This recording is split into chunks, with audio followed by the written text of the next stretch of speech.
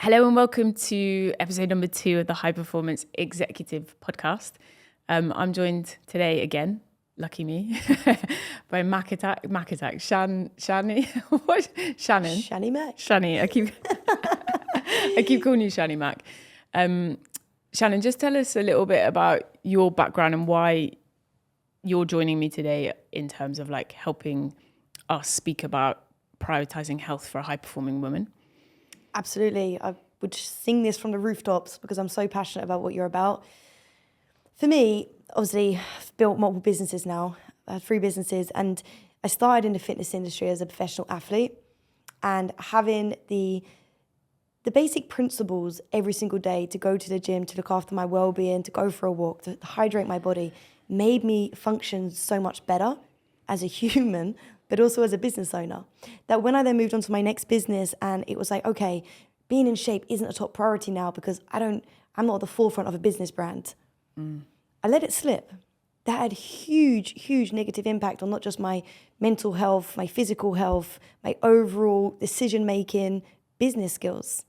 That I was like, hey, this isn't okay. And it wasn't something that I was prioritizing, but also didn't have the mental capacity to be thinking about daily anymore. So that's, delegated it out. I had someone come on board, hold me accountable to ensure that they had my health at their top priority. Which is what we talk about today. It's what you're all about, and I absolutely love it because for me, it made a significant impact in my relationships, my overall health, how I felt with myself, my energy, which changed, everything in my life. So I honestly am your biggest fan in what you do, and I feel honoured to even be on this podcast, so thank you. Thank you for joining us. In your own words, because I know I've introduced you, but just tell us a little bit about who you are and what you do. So a pretty lovely summary from you. I'm a serial entrepreneur. Mentoring is my 3rd business to date. So my first one was in the fitness industry, which was around a decade ago now. A decade, where I was a professional bodybuilder. That makes you sound old, mate. I know. Mate. Sorry, didn't mean to call you mate. I started as a professional bodybuilder, which I think the skills I learned from that definitely transitioned into business. The same disciplines applied.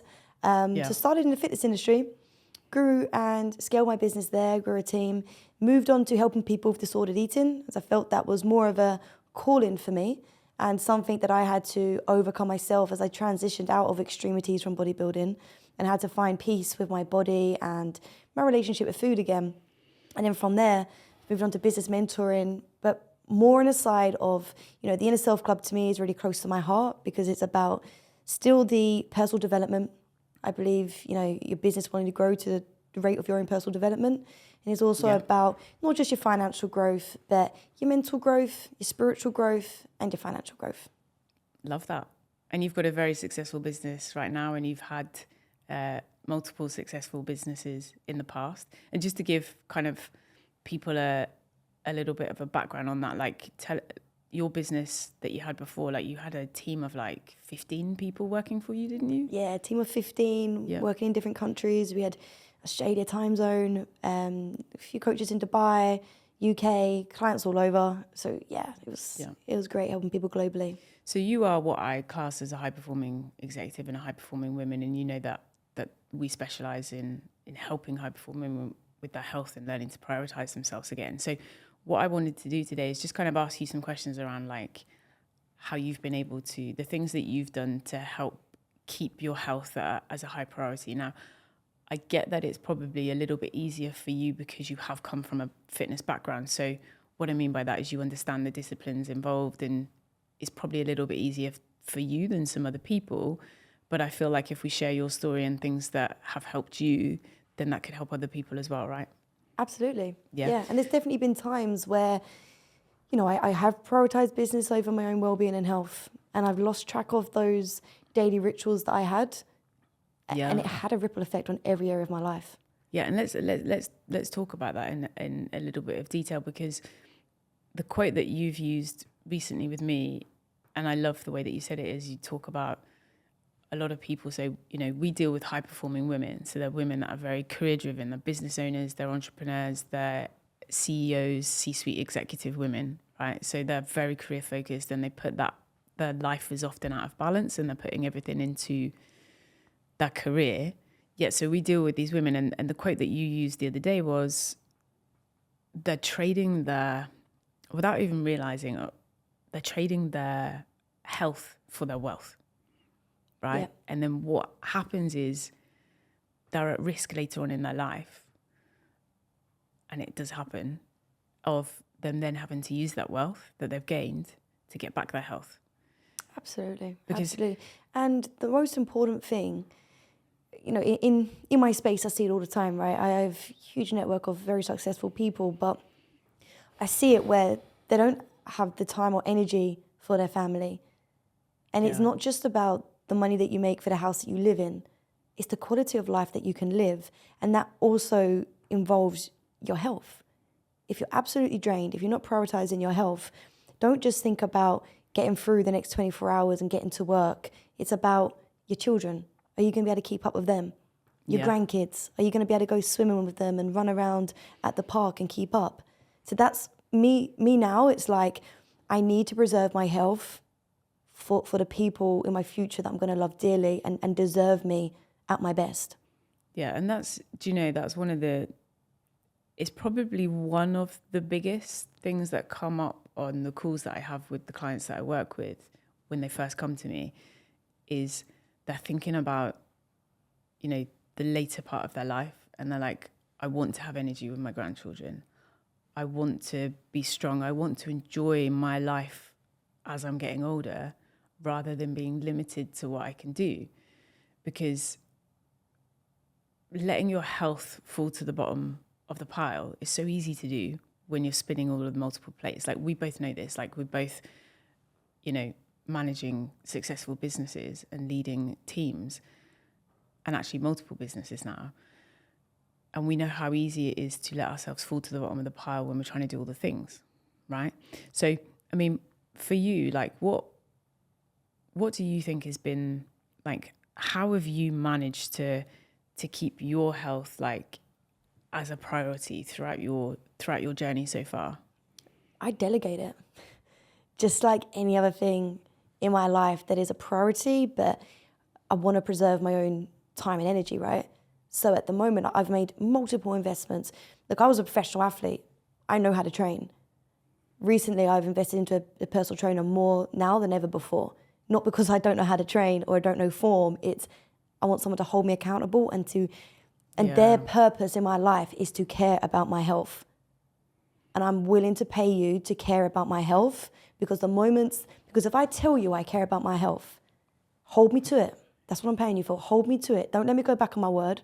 Don't let me come out of bullshit excuses. Hold me to it. Yeah. If I say I'm going to be somewhere and at a time and a place and I'm going to do that session, hold me to it. I love that you've just said that, because I literally had this conversation this week, talking to my coaches within the business about a client. And it's like, we're speaking to a client on a call, and they're telling us, like, how busy their day is because, you know, they're doing all the things as a C-suite executive, and they're like, I just don't have time. I don't have time. I don't have time. I don't have time. And I'm like, okay, you've delegated. This is what we say to them. It's like, you've delegated your health to us, right? We're here to keep you accountable. You're telling me now that the next few months are going to be so crazy busy for you, okay, because of all these things that are going on in your job. Like, you're letting, in the nicest possible way, I get it, you're passionate about your job, but you are letting that be the highest priority. You've delegated your health to us. So regardless of what you now tell us, to us, your health is our highest priority right now. So we are going to call you out, and we are going to help you, and we are going to keep being on top of you and questioning you and telling you how to fit these things in. Not even fit them in, but to make them, it comes down to that, isn't it? It's about making them enough of a priority, because yes, you're telling me you're so busy. Yes, you are busy, and I get it, we're all busy, but it's just coming down to the fact that you're not making your health and yourself a high enough priority. And right now, your career is your highest priority. Does that make sense? It's 100% right. And that's what I love about what you do is you make it work for the individual. Yeah. You understand business. You understand that I am limited of time.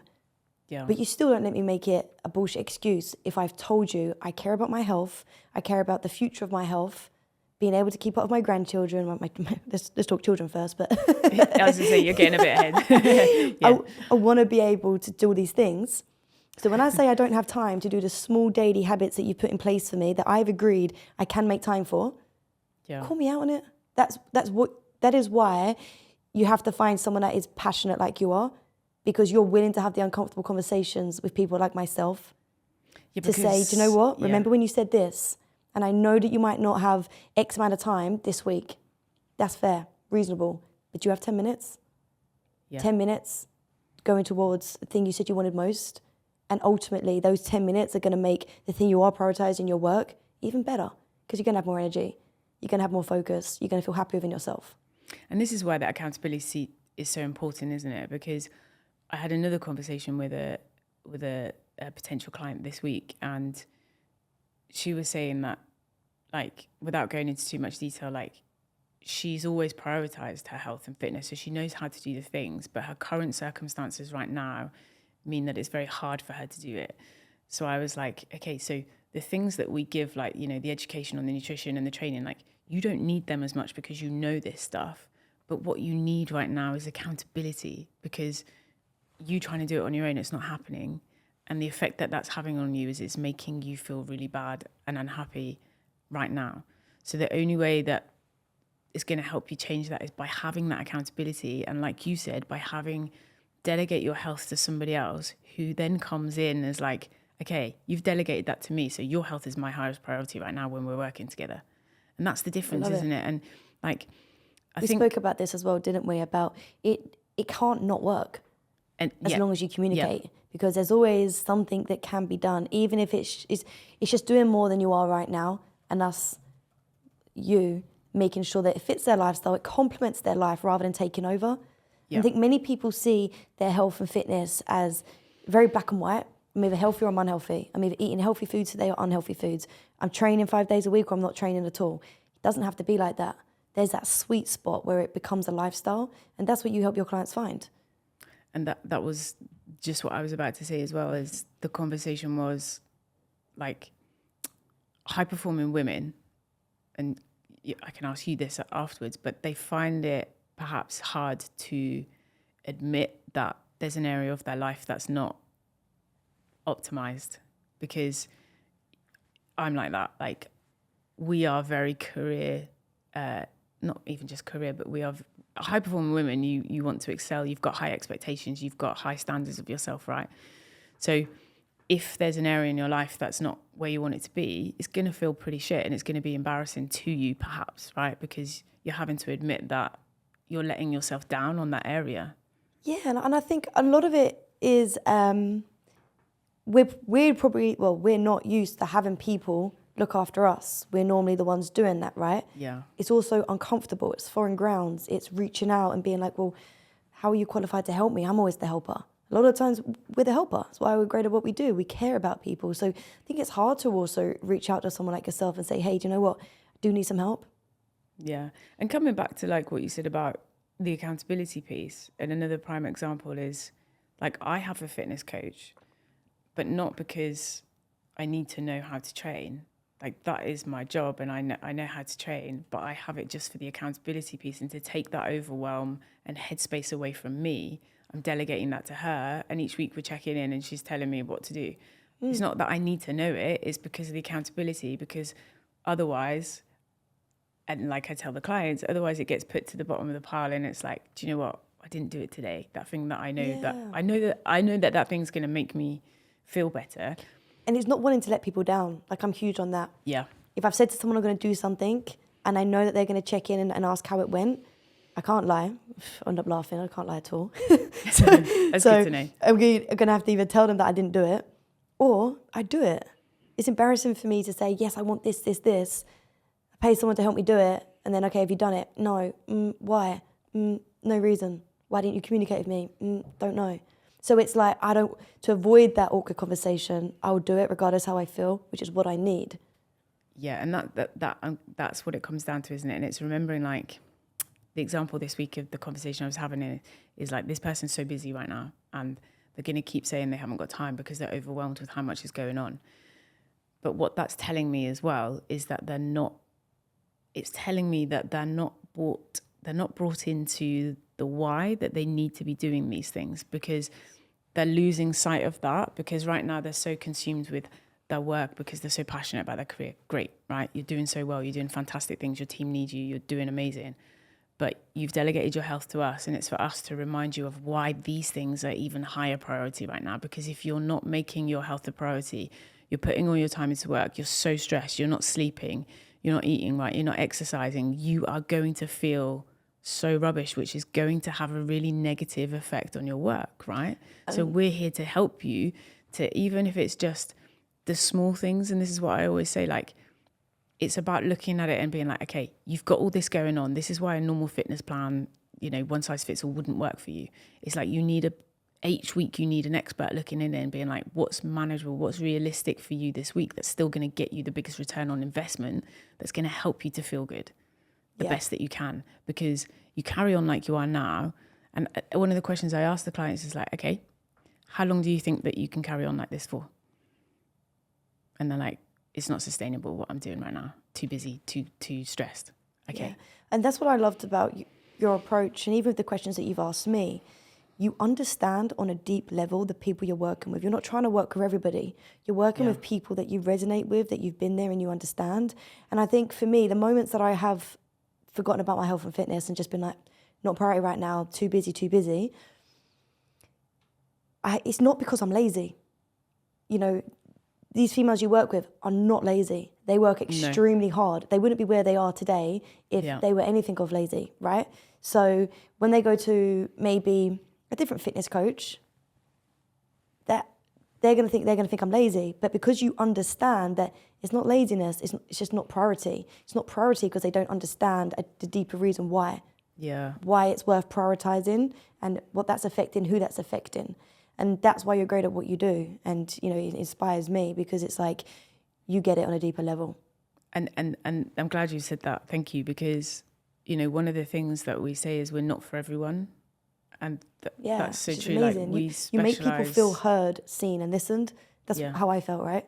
Yeah. We specialize in helping those women. We know their problems are different to general population's problems, right? And this is what we specialize in, helping them. And this brings me on to the next part is, like, another thing that comes up a lot of the time is, if you're anything like, we're high-performing women, what I would like to class high-performing women, right? Both business owners, successful, etc. So these women will have an element, like I do, of perfectionism. And I said this to a client the other day, or somebody I was having a consultation call with. I'm like, okay, so what's currently happening, another thing that's perhaps based on what she said is stopping you from getting to your goal, is you're trying to do all of the things, like the exercise, like everything all at once. And it's overwhelming you because you're already so busy. And then when you can't sustain it or stick to it, you then feel like you're failing. And as a high-performing woman, you don't want to feel like you're failing. That's not a good feeling, right? So then it stops you from doing it. And that's where that consistency lacks. And it's that consistency piece that stops people from getting to their goals. So the difference is the way that we work with the clients is consistency can look different. It doesn't have to be that you're doing the same amount of sessions each week. Like, it can change. If you've got a busier week, we're looking at like, okay, what's realistic this week? Okay, really it's not realistic for you to do the 4 sessions this week because you're going to be at a conference for 3 days. So what we're going to do is make some other tweaks here, increase your steps or change your nutrition on this, but we're going to make it realistic for that week. Whereas if we hadn't had that approach, they'd go into that week thinking that they're failing, right? Because they're a perfectionism. And then they just think, what's the point? And they stop. And that's why they never get forward. Does that make sense? I'm getting quite passionate about that. Absolutely. It's very much like an all in or all out. Yeah. It's setting an unrealistic expectation for yourself. So then when you don't meet it, you feel like a failure. What's the point? And then we actually end up going in the opposite direction, self-sabotage. Might as well get a bottle of wine, might as well order a pizza, might as well do this. Totally. Because it's almost like a punishment to yourself because you couldn't reach the expectations. Yeah. Whereas what you're able to do is take a 360 look at their life and think, okay, we're not going to act out of frustration, which sometimes, you know, I speak from my own experience. If I feel super frustrated with how I look and the way I've been treating my body, I go, right, tomorrow, bang, going to do X, Y, Z. Unrealistic. But I'm acting out of emotion, out of frustration where I'm at the minute. So I'm not making a logical decision of what's going to be sustainable long term. It's what's going to get me there quickly as possible because I'm unhappy. Yeah. Whereas what you do is, hey, let's take a moment. It's okay where you're at. it's absolutely fine because you're here right now having the conversation to want to take an action.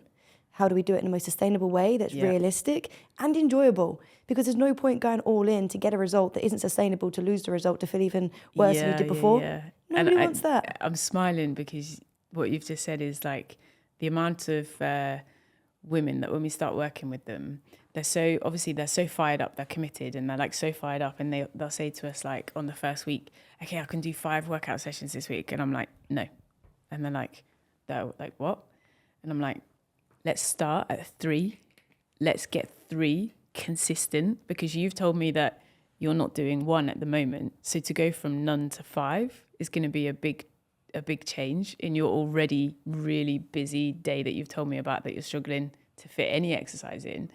So let's start you at 3 short sessions until it's consistent enough. And what I mean by that is that you're able to sustain that consistently for a few weeks. Then we'll build upon that. Then we'll add more in, because the dangers are, and this is probably the mistakes that you've made already, and they're like, is you're going from 0 to all in, like you've just said, let's get 5 sessions in. You probably do it for the first week. Second week, you can't. Again, you feel like you're failing. So what's the point? You stop, and then happens what you said. So it's about meeting them where they are now and building from there. And it's also the difference between, as I mentioned, acting out of frustration and anger from where you're at, which is going to lead to almost like punishment decisions, or acting of, do you know what? I deserve to feel good. I deserve to look after my body. That comes from actions of love towards yourself, and that healing your relationship with your body rather than making it worse. I'm not here to punish myself. As you know, I see in your program, it's about what's actually going to fuel my body, look after my body, nourish my body, and make me feel great, that I deserve. Not punish myself because I'm angry at how I look. Yeah. And that comes down to, I always say, think of it as I get to do this, not I have to. Because I get is such an empowering way. If you're in that mindset of, like you said, like, I'm going to exercise because I hate how I look right now, and it's a have to and it's a chore, and it's like, that's not an empowering thing that you're going to keep up. Whereas it's like, I get to do this because I know it's going to give me a better quality of life. I'm going to be thinking better, clearly. I'm going to be more healthy. I'm going to be energized. My body shape's going to change. I'm going to be more confident. I'm going to fit better in my clothes. All of that good stuff. Yeah, I get to do it rather than I have to. And that's what's incredible about your program, is it's the mindset development as well. You are genuinely changing the way that your clients are seeing food, seeing their training, the daily things they have to do. It's not another chore or a tick of the box. It's their time. It's something they enjoy. It's not just, here's one plan that you all have to follow. It's, let's find what works best for you, what's actually going to be enjoyable. That was game changing for me. Yeah, it's so true. And it's a very, thanks for saying that, because I'm proud of, the program that we have, because it is a very individual, bespoke approach to each client. And I know a lot of coaches will say everything I do is bespoke, but I mean it. Like, what works for one, yes, the same problems come up a lot of the time, similar problems, but we still need to be going in each week and being like, okay, what does this week look like? Okay, we need to tweak it this week for this, because it's not just here's an exercise plan that you can go and do for the next 10 weeks. See you later, go do it. It's like, we're speaking to our clients every day. We're getting them to track data, like in real time, so we can see, how they're sleeping, how stressed they are, their resting heart rate, all of this stuff in such detail that we can see that they're progressing. There's so much value in the program that we do, because to us, like I said, they've delegated their health to us. Their health is now our number one priority when we're working with that client. We're going to get them to that place where they are literally firing on all cylinders, so they are feeling, looking, feeling and performing at that ultimate best, because that then in turn bleeds into all of their areas of their life, their relationships, their career, and obviously their health and how they feel. 100%. And it's just having somebody like you. It's not easy to find, may I add. Thanks. You can come on again. No, but genuinely, like, people who are great at what they do, like you, from a business perspective, because obviously that's what I do, it can fall into, let's delegate it, let's scale it, people become numbers. With you, people are people, and you treat everybody like they're your only client. And And I see it, and it's absolutely incredible. It's why I love working with you, is because you genuinely care about each and every client that you have. The wins that you get, I can see how much it means to you.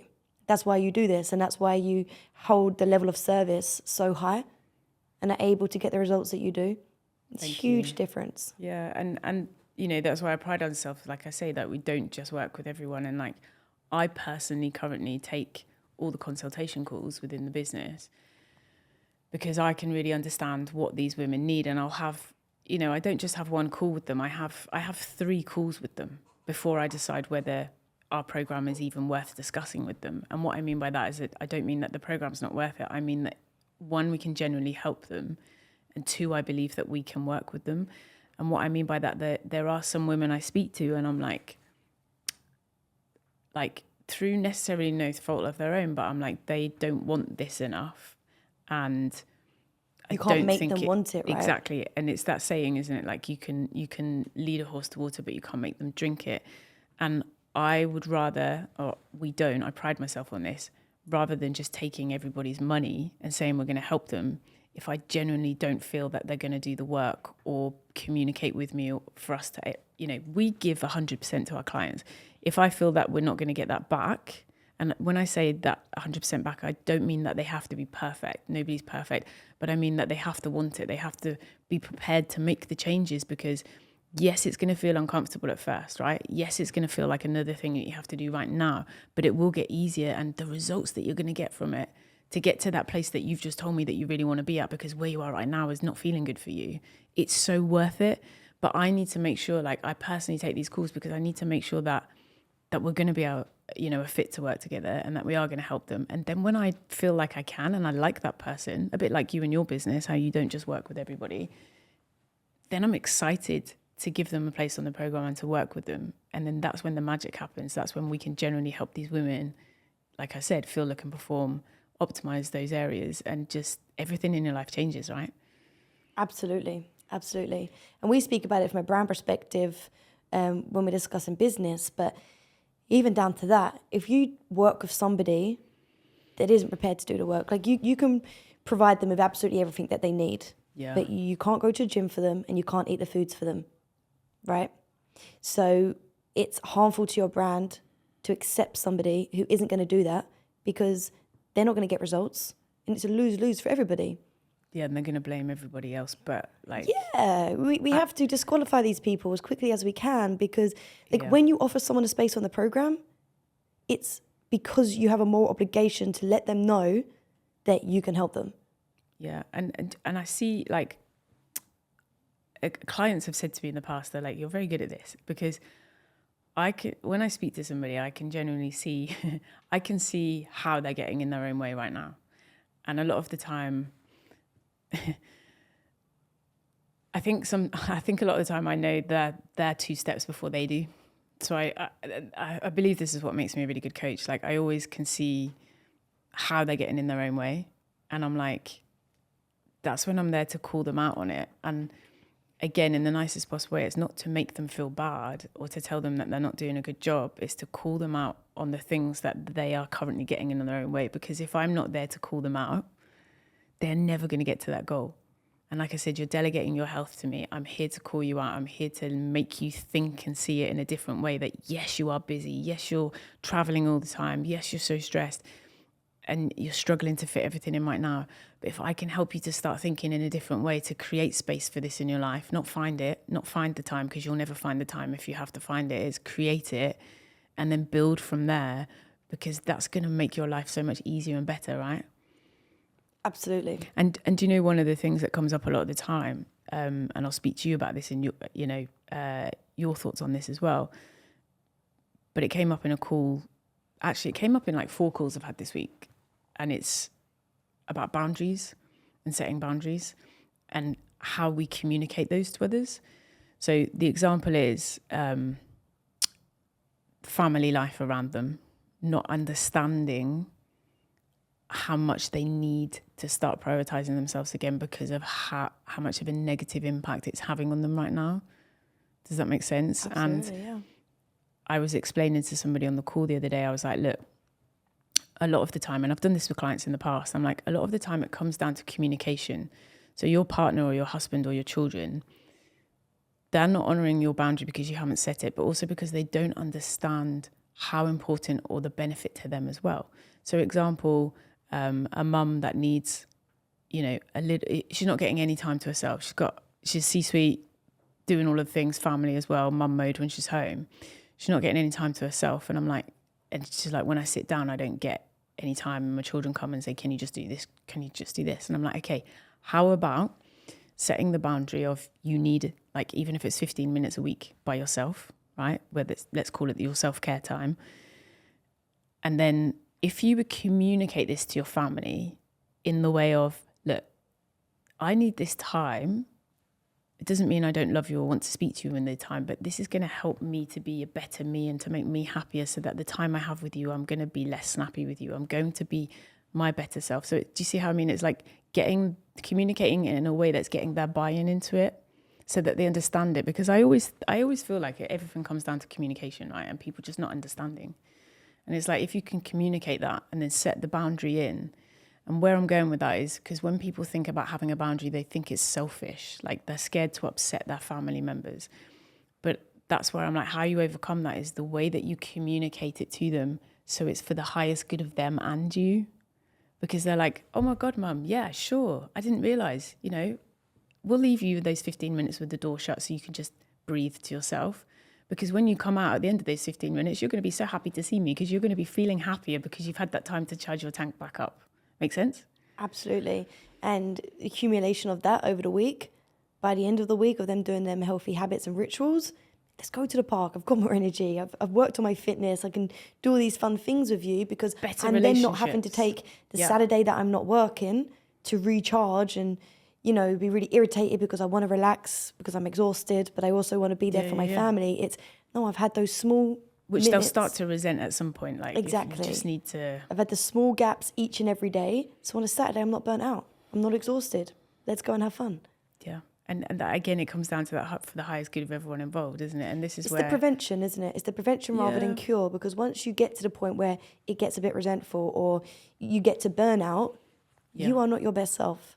So let's prevent that by, putting those boundaries in that are for the highest good of everyone involved. Yeah. And also, again, it comes down to those three key areas. Is like, your life is out of balance. You're not prioritizing your health and yourself, right? So when we change that, what's going to happen? Those three areas are going to thrive. Like, your relationships are going to be better because you're a better version of you. I keep looking over there, the camera's there. You're a better version of you, right? Your career is going to thrive. You already probably think it is thriving because you're putting all this time and energy and effort into it.